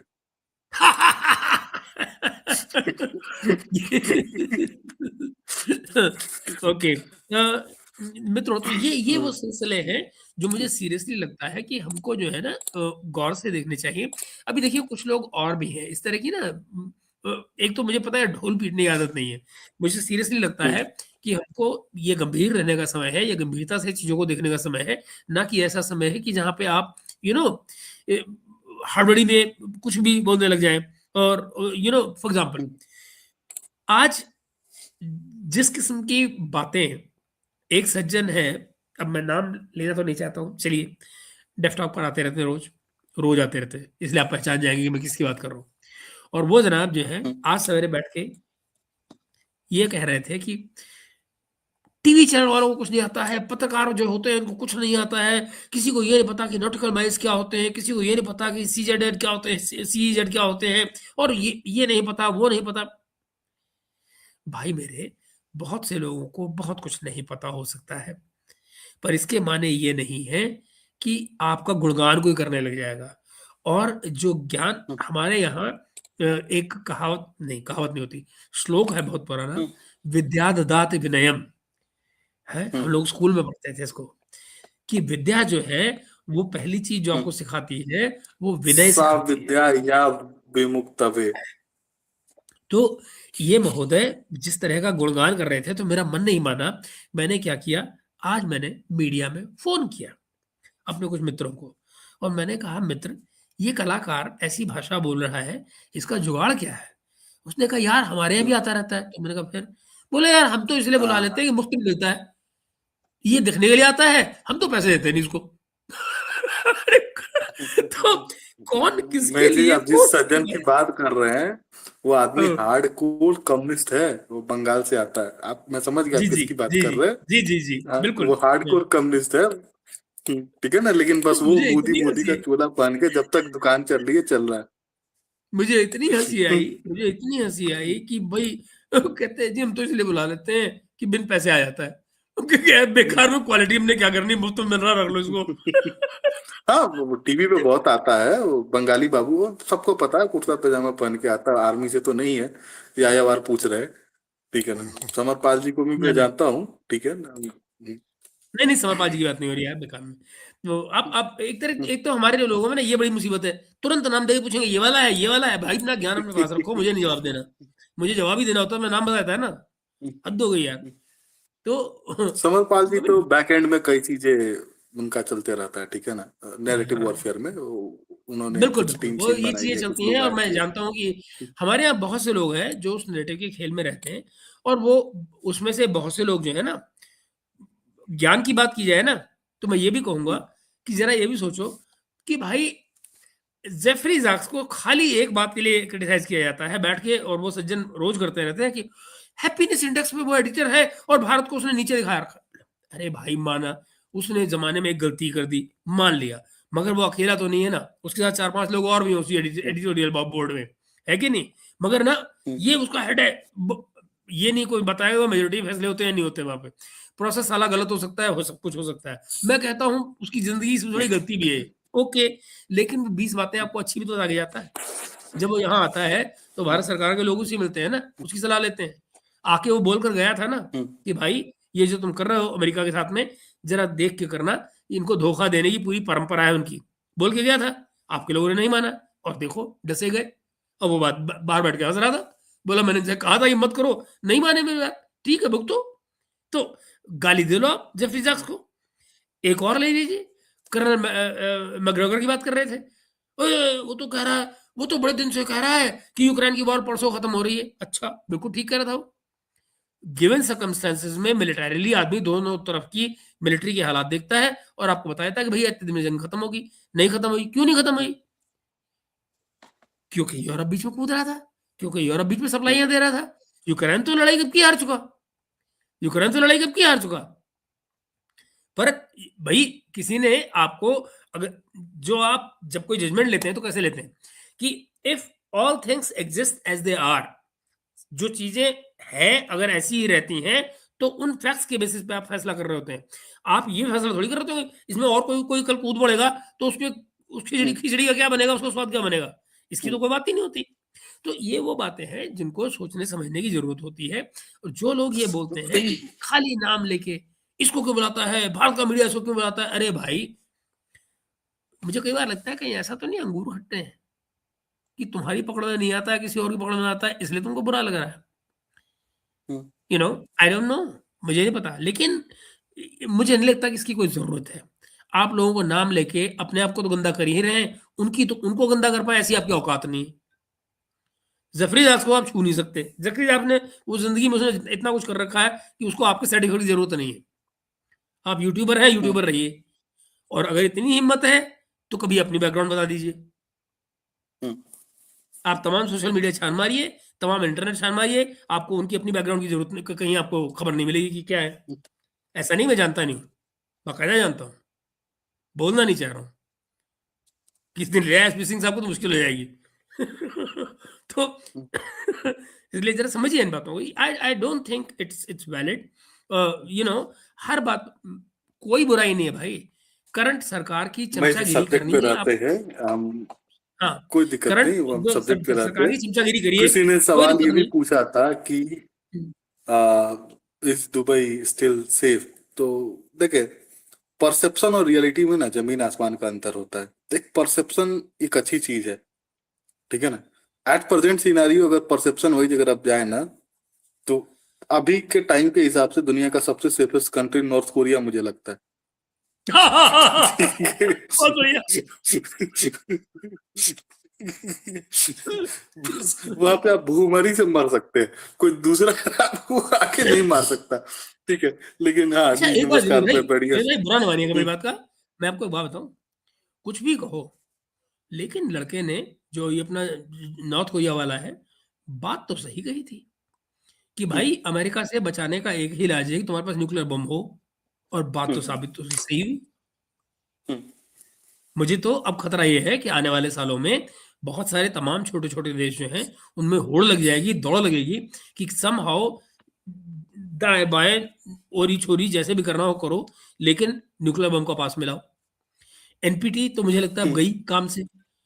देखिए फ्रांस और जर्मनी इस समय इकट्ठे हो गए हैं, उन्होंने यूरोप के तमाम देशों के साथ में कोलैबोरेट कर लिया है, और अब फ्रांस के जो रफाल है वो बाकायदा न्यूक लगा के घूमेंगे दायरे में।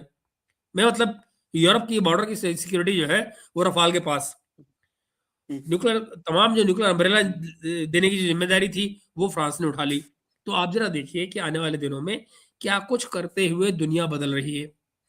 तो मित्रों मुझे मुझे मुझे सीरियसली लगता है कि जी गुरुजी, हमारे मीडिया में तेहरान हर घंटे दहलता रहता है। बिल्कुल सही बात है, तेहरान दहलता ही रहता है।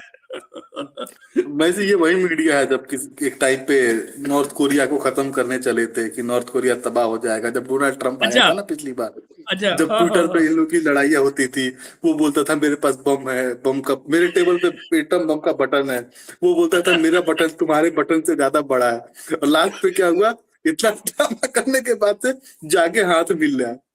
जी बिल्कुल। इनफैक्ट ये देखो, अमेरिकी प्रधान राष्ट्रपतियों की ये परंपरा रही है। आपको याद है बाइडेन जब इलेक्शन लड़ रहा था तो क्या कह रहा था, वो उन दिनों उसका था ना, वो जो पत्रकार जिसको काट डाला था इन्होंने एम्बेसी में अपनी, खगोशी खगोशी। खगोसी, हाँ।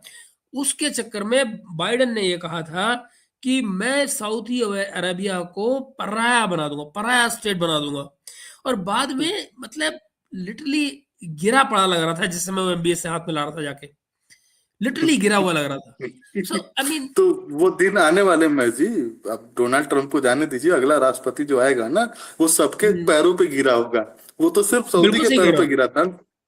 एब्सोल्युटली। तो आप बिल्कुल ठीक कह रहे वो हो, सब मुझे भी ये लगता है। मुझे भी ये लगता है कि अगला राष्ट्रपति जो आएगा वो बेचारा वो इनके डाले हुए गंद को सारे में से जाके हाथ जोड़ के करोगे, भैया हाथ मिला लो हमसे। देखिए मेरी बात सुनिए, गौर से देखिए, एक ऐसे समय में जिस समय अमेरिका लड़ाई कर रहा है, आसपास के क्षेत्र में गंद फैला हुआ है, मिडिल ईस्ट बर्बाद हो रहा है, दो देश बड़ी अजीब तरह से चल रहे हैं। भारत में लोग होली और दिवाली की बातें कर रहे हैं, और उधर जरा कनाडा को देखिए, वो डील पर डील साइन किया जा रहा है। उसने पूरी दुनिया में पहिए लगा के पैर में घूम रहा हो, और Carney is doing great, to be honest to you. Yes absolutely. Bharat के साथ में, भारत में अभी देखिए उसने यूरेनियम वाली जो डील की है, एनर्जी डील्स की है उसने, रेयर अर्थ मिनरल्स की डील की है। आने वाले साल जो है कम से कम हम तो सिक्योर है अभी तक, भगवान की दया रहे, अल्लाह ये खुश रहे, हमारे को खुश रखे, बात खत्म। शांति से। वो लोग जो कहते हैं ना कि मोदी जी को ताल ठोक के पता नहीं क्या कर देना चाहिए, इसको जवाब दो उसको जवाब दो, तो फिर आप जवाब देने भर के रह जाएंगे, फिर आप काम नहीं करेंगे। तो अगर आपको काम करना है तो चुप रहिए, अपने काम से जवाब दीजिए, और देखिए कि दुनिया कैसे आपके हिसाब से चलती है। जी जुनैद भाई, चलिए जुनैद भाई, भारत आप के लिए आखिरी बात अपनी रखें, फिर हाँ, खत्म करते हैं बस धीरे से। बस दो तीन और शब्द बोल दूं। जी भारत के लिए एक अच्छी बात नहीं है कि भारत अगले 20 साल 25 साल किसी कॉन्फ्लिक्ट में उलझे, और उलझे बिल्कुल। भी तो जैसे ऑपरेशन सिंदूर टाइप का था कि छोटा मोटा कटाई छटाई किया, दो चार थप्पड़ मारे और चुपचाप चले गए, बस उससे ज्यादा नहीं, एक लिमिट से ज्यादा नहीं, बस कि आप वॉर ट्रैप्स हैं पूरी तरीके से भारत के लिए। हमारे ऊपर जो वॉर थोपे गए हैं अभी रिसेंटली, दो तीन कोशिशें तो हुई हैं, ठीक है ना। चाइनीज वाले जो एग्रेशन था, बड़े केयरफुली और बड़े कैलकुलेटेड वे में इन्होंने मैनेज किया इस रिजीम ने, ठीक है। स्पेशली डोकलाम, और जो आपका फिर जो दूसरा जो झड़प हुई थी जो भारतीय और चीन का, गलवान वाला, ठीक है। तो बड़े केयरफुली इन्होंने बड़े कैलकुलेटेड वे में उसको कैलिब्रेटली उसको मैनेज किया, ना सिर्फ मैनेज किया, चाइनीज ने एश्योरेंस दिया, और ऑपरेशन सिंदूर का तो हमने देखा ही, ठीक है। और रिसेंट टाइम में वो फिर काला पानी लिपू लेक फिर शुरू करेगा, बालेंसा ड्रामा, बांग्लादेश के साथ भी बहुत बड़ा इन्होंने बहुत कोशिश की भारत को प्रवोक करने की, दीपू हाँ, दास की हत्या बिल्कुल हुई, ठीक है ना। बिल्कुल। लेकिन अगर हमने रिस्ट्रेन रखा, ठीक है ना, क्योंकि हमारा पहला ऑब्जेक्टिव भारत का नागरिक है, ठीक है। इस बात बिल्कुल से कोई फर्क नहीं पड़ता कि वो हिंदू है, मुस्लिम है, सिख है, ईसाई है, लेकिन वो भारत का नागरिक हमारा फर्स्ट प्रायोरिटी है, ठीक है ना। बिल्कुल। ठीक है, वो बहुत बात की बात आती है कि वो अगर हम पहले अपने मैं अक्सर कहता हूं ना कि अगर आप अपने लोगों की रक्षा नहीं कर सकते तो आपकी नैतिकता हाँ, किस काम की, ठीक है। सही। वो तो नैतिकता को अभी के लिए छोड़ देते हैं, क्योंकि दुनिया नैतिक है नहीं। जो जो लोग ग्लोबल वार्मिंग और इन सब पे सबमिट करते हैं सबसे ज्यादा, वही सबसे ज्यादा आतिशबाजियां कर रहे हैं आज के टाइम में, हाँ, ठीक है। सही बात है। तो मतलब दिवाली में पटाखे फोड़ने से ग्लोबल वार्मिंग हो जा रहा है, लेकिन 3 साल से एक लड़ाई खत्म नहीं हो रही यूक्रेन से, उससे ग्लोबल वार्मिंग को कोई असर नहीं पड़ रहा, ठीक है। जो लोग तुलसी के पेड़ की पूजा करते हैं वो ऑर्थोडॉक्स हैं, और अभी 25 दिसंबर को प्लास्टिक के इतने सारे पेड़ बना बना के इन्होंने डाले और सब फेंक दिया होगा इधर उधर, उससे ग्लोबल वार्मिंग नहीं हुआ, ठीक है ना। तो ये दुनिया हिपोक्रेट है। और बल्कि जुनैद, बस ग्लोबल वार्मिंग को मारो गोली, वो जो प्लास्टिक है वो कभी भी अर्थ की धरती को छोड़ता नहीं है। जो अर्थ की आपकी जो सॉइल है उसको बर्बाद करता रहता है पड़ा हुआ, खत्म तो होता ही नहीं हाँ, हरामजादा, कहाँ से खत्म होगा वो? जो हमने तो पहला जो टूथपेस्ट जो यूज किया होगा ना लाइफ में, वो आज भी जमीन में कहीं पड़ा होगा, किसी नाले में या किसी मिट्टी के अंदर फंसा होगा, वो खत्म नहीं हुआ होगा, हम्म, ठीक है ना ना। ना तो उसको कुछ हो उससे नहीं सकता। लाख गुना हम बेहतर थे जब हम दातून यूज करते थे। भारत ने दुनिया को जो दिया, किसी तरीके से किसी भी फॉर्म में प्रकृति को नुकसान नहीं पहुंचाता था, जो भारत की तकनीक थी। ये तो ठीक है, क्या दुनिया में कितनी, मैं तो कई बार कहता हूँ। अच्छा आप सुनो, जो डिप्टी फॉरेन मिनिस्टर अभी आए हुए थे फॉरेन इसके ईरान के भारत में, हम्म, जरा हम्म, सोचिए, पाकिस्तानी लगे रहे ये कहने में, देखो जी भारतीय पकड़े गए, भारत के लोग जो वहां काम करते थे सब मोसाद के एजेंट थे, सब मोसाद के लिए काम कर रहे थे, ईरानियों को पता लग गया है। वो यहाँ के क्या कह रहा है? वो यहाँ आके कह रहा है कि नहीं, हमारे तो कल्चरल रिलेशन है, हजारों साल पुराने रिलेशन है भारत। और मैं आपको क्या कहता रहा हूँ इतने से, मैं आपको एक जमाने से कह रहा हूँ कि उसने क्या कहा है, इंडो पर्शियन, उसने कहा इंडो पर्सियन रिलेशन है हमारे, हम्म, हमारे कोई कंट्रीज हम्म, वाले रिलेशन नहीं है, कल्चर्स के रिलेशन है। और मैंने आपको क्या कहा था कि भाई भारत का तमाम जो धार्मिक लिटरेचर है वो उसका जो अनुवाद हुआ है सबसे पहले वो पर्शियन में हुआ है, पर्शियन से हाँ, अरबिक, अरबिक से वो यूरोप में गया था। मैं क्यों जानता हूँ? क्योंकि भाई मैंने उस रास्ते को देखा है, पढ़ा है, मैंने जो जो जो पूरा ट्रैवल करके जो लिटरेचर गया है, मैंने जर्मनी पढ़ाई करते वक्त उसको देखा है। इसीलिए मेरे मन में इसको लेकर हमेशा इज्जत थी कि ये सिविलाइजेशनल नहीं नहीं, हमारे भी कई कलाकार आते हैं यहाँ भी लिख के जाते हैं ईरान सिविलाइजेशनल स्टेट नहीं है, उनको खाली हिंदुस्तान के अलावा दुनिया में कोई देखने आती ही नहीं। भाई मैं आप जब सारी दुनिया रिसेंटली में ईरान ने एक बहुत अच्छी डॉक्यूमेंट्री बनाई थी, जो म्यूजिकल जी, डॉक्यूमेंट्री थी, हाँ, ऑन हाँ, चौसर, जो जो हाँ, ओके, तो हुँ, बहुत अच्छी है, मतलब लेकिन पर्शियन लैंग्वेज में है, लेकिन हुँ, वो आप सुनोगे तो समझ में आ जाएगा, वो एक एक सब समझ में आ जाएगा, क्योंकि काफी हुँ, रिजेम्बलेंस है ना उर्दू से और अरबी से, तो काफी सब समझ में आ जाते हैं, ठीक है हुँ, ना। तो उसने उन्होंने महाभारत से शुरू किया कि महाभारत से कैसे चौसर बना, बनते बनते बनते डेवलप होके ईरान आया, फिर उसमें हाथी किस जुड़े, हुँ, घोड़े हुँ, जुड़े, हुँ, ठीक है। ऐसे हुँ, करते करते फिर ईरान ने क्या एड ऑन किया, फिर वो वहां से वाह! मिडिल ईस्ट कैसे गया, फिर मिडिल ईस्ट से यूरोप कैसे क्या गया। बात! वो बहुत अच्छी वाह! बनाई है। मैं भेजूंगा हुँ, आपको, आपको कभी वक्त मिले तो बहुत आप दिखाना, ठीक है ना। ज़रूर, ज़रूर, म्यूजिक तो इतना हाँ, शानदार है कि मजा आ जाए, लेकिन अब क्या करें, हुँ। अनफॉर्चुनेट है। लोग बड़े क्रिएटिव है ईरान के, बस यही है कि मैं आपको ये ऊपर भी जो बताऊँ एपेक्स। जुनैद, मैं मेरा मेरा जब मैं पढ़ता था वहाँ पे यूरोप में, तो मेरे साथ कई ईरानी दोस्त थे। और जो बात आपने आज कही ना पीएचडी वाली, वाक़ई में बहुत इंटेलेक्चुअल लोग थे वो, बहुत कल्चर्ड और बहुत इंटेलेक्चुअल लोग थे। मतलब ऐसा नहीं है कि मैं ये कहूँ कि कोई जैसे पाकिस्तानी होते हैं, उनको तो गँवार-गुरवार मार के चलता हूँ, लेकिन वो डिफरेंट थे।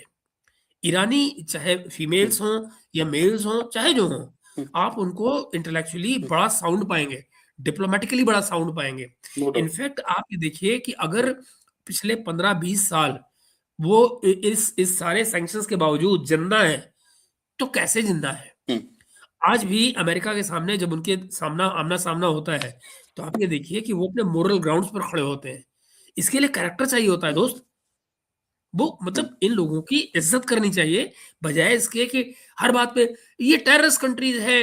अब ये जो ट्रम्पवा बोल रहा है टेररिस्ट कंट्री है, टेररिस्ट कंट्री, अबे सबसे बड़ा टेररिस्ट तो तू है कमीने, सबसे बड़ा टेररिस्ट तो दुनिया में तो ही है, सारी दुनिया पे गन तुमने डाल रखा है, you know. So I mean honestly मुझे ये कहने में कोई दो राय नहीं भैया, अमेरिका से हमारे संबंध अच्छे।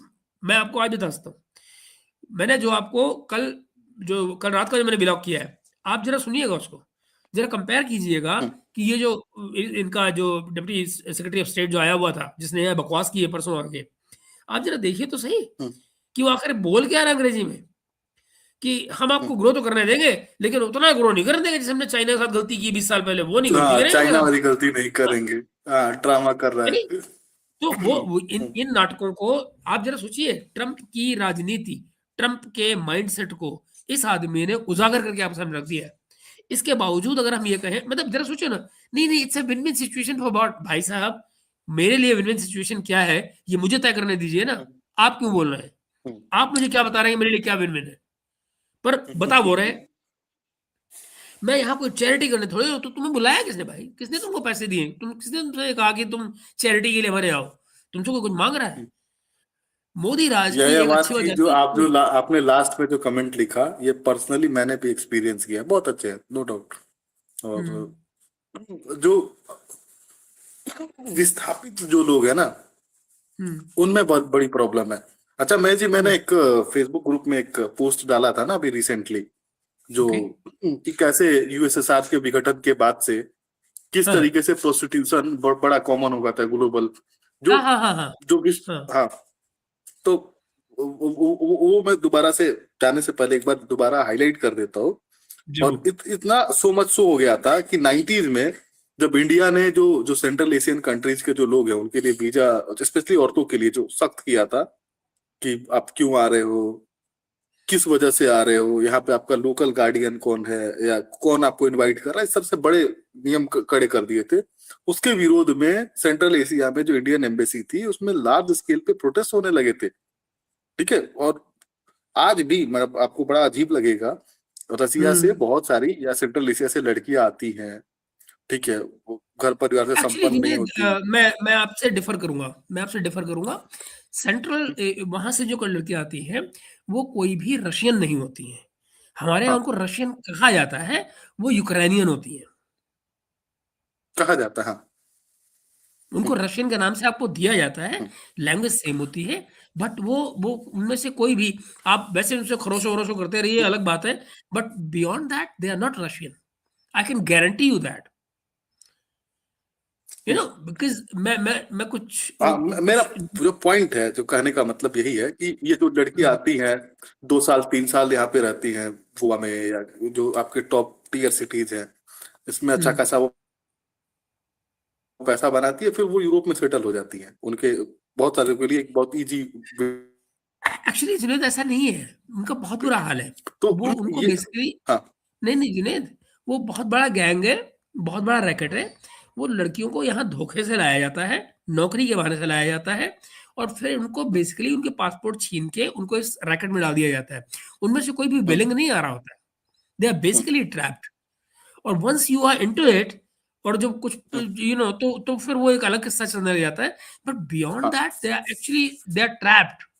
उनके जो हेड कर रहे होते हैं उस गैंग को, उन्होंने उनके पासपोर्ट छीने हुए होते हैं, और ये सब कुछ जो हो रहा होता है इसमें डॉक्यूमेंटेशन का हेर फेर मौजूद होता है। और अगर मैं पूरी बेशर्मी से बताऊं ना, अगर मैं आपको पूरी बेशर्मी से बताऊं, तो हमारे यहाँ के इमिग्रेशन के लोग भी इसमें शामिल होते हैं, और वो बाकायदा उसका फायदा उठाते हैं, बाकायदा उसका, आप जानते हैं मैं किस फायदे की बात कर रहा हूँ, मतलब मॉनेटरी के अलावा। मेरे शब्दों का जो कोर जो है वो यही है कि जब कोई समाज इस तरीके से युद्ध का या विघटन जैसी घटना जब झेलता है ना, तो वहां सबसे बड़ा जो प्रॉब्लम होता है ना महिलाओं के साथ होता है। और फिर जब जॉब अपॉर्चुनिटी और बाकी इस तरह की चीजों में जब वो इंडल्ज होते हैं, तो वहां पे उनका शोषण वही होता है किसी दूसरे कंट्री में, न्यूट्रल कंट्री में। और ये अभी देखो ना, ये बहुत सारी डॉक्यूमेंट्रीज, बीबीसी की डॉक्यूमेंट्री है ईरान को लेके, सॉरी इराक को लेके। तो इराक में जो लड़कियां हैं जो कैंप्स है वहां पे हम्म, जाते हैं ना, बहुत सारे मिडिल ईस्ट के जो रईस शेख साहब लोग हैं, वो जाते हैं 3 दिन 1 हफ्ते के लिए, जो शादी होती है मुत्ता बोलते हैं। हाँ हाँ, फिर वो जो उनको करना करके फिर टेम्परेरी उसके शादी। बाद फिर तलाक। हाँ, हाँ, टेम्पोररी शादी होती है, फिर वो हो जाता है, जो करना है उसके बाद से हो जाता है। तो ये सब भी चल रहा है ना, तो कल को ईरान में भी ये होता है ना, तो फिर ये प्रॉब्लम ईरान से भी देखने को मिलेगी। और मैं नहीं चाहता कि कोई भी देश, कोई भी समाज ऐसा दंश झेले। हम्म, ठीक है, तो हम्म, ये हम्म, कोई अच्छी बात नहीं है। बिल्कुल। मित्रों, मुझे लगता है कि आज जुनेद भाई को हमने खूब घसीट लिया, 1.25 घंटा हो गया है। और तो आज के लिए इजाज़त लेते हैं आपसे। जो मुद्दा रह गया वो उस पर अपन कल सुबह बात कर लेंगे एक बार फिर से, लेकिन अभी के लिए इजाज़त दें। और मैं दरख्वास्त करूंगा जुनेद भाई से कि वो उन मुद्दों को जो सेंसिटिव हैं उनको सेंसर करके और अदरवाइज आते रहा करें, क्योंकि आप जब बिल्कुल नहीं आते बिल्कुल, मेरी जुनेद भाई, कोशिश। तो हमारे हर्ष अग्रवाल जैसे दोस्त हैं जो फिर मुझे कहते हैं कि आपकी जुनेद भाई से लड़ाई हो गई है क्या? नहीं नहीं, ऐसा कोई बात नहीं, मेरा भी टाइमिंग का इशू है। मैं हाँ, भी रीलोकेट कर रहा था, 2-3 जगहों पे रीलोकेट करते करते फाइनली हाँ, मैं नहीं नहीं, अब एक तो चूंकि आप रिलोकेट हो गए सेफर, हैं। हाँ, हाँ, और अभी तो सेफर। वर्क फ्रॉम होम चल रहा है आपका, तो जरा रात को वक्त निकाल लिया करिए तो गपशप हो जाया नहीं करेगी। नहीं, बिल्कुल बिल्कुल बिल्कुल बिल्कुल, हमारी पूरी चलिए, कोशिश रहेगी। ठीक है जुनेद भाई, थैंक यू आज के लिए, आपके समय के लिए बिल्कुल, और आपकी बातों के लिए शुक्रिया। हाँ? दोस्तों, धन्यवाद मिलते हैं। धन्यवाद, गुड सभी का नाइट। बहुत बहुत धन्यवाद। Good night. बिल्कुल, गुड नाइट।